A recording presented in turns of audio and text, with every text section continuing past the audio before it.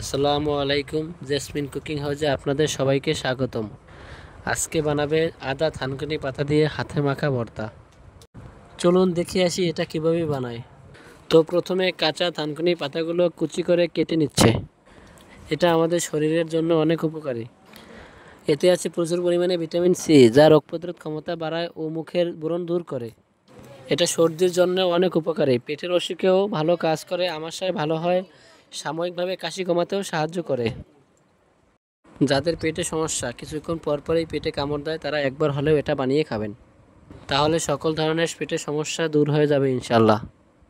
দেখতেই পাচ্ছেন আমাদের থানকুনি পাতাগুলো কুচানো শেষ। এখন কাঁচামরিচগুলো কুচি করে নিবে, সাথে পেঁয়াজগুলোকেও কুচি করে নিবে।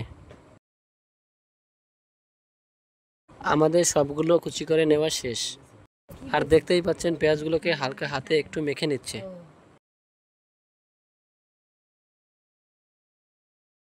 এখন দিয়ে দিবে স্বাদ মতো লবণ, আর সবগুলোকে ভালোভাবে মেখে নিবে। এখন দিয়ে দিবে কিছুটা সরিষার তেল।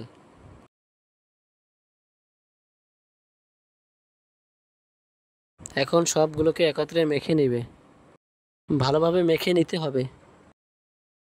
এটা চাইলে আপনারা সালাদ হিসেবেও খেতে পারেন বা ভাত দিয়েও খেতে পারেন। এটা শরীরের জন্য যেমন উপকারী, তেমনই খেতেও এটি খুব সুস্বাদু।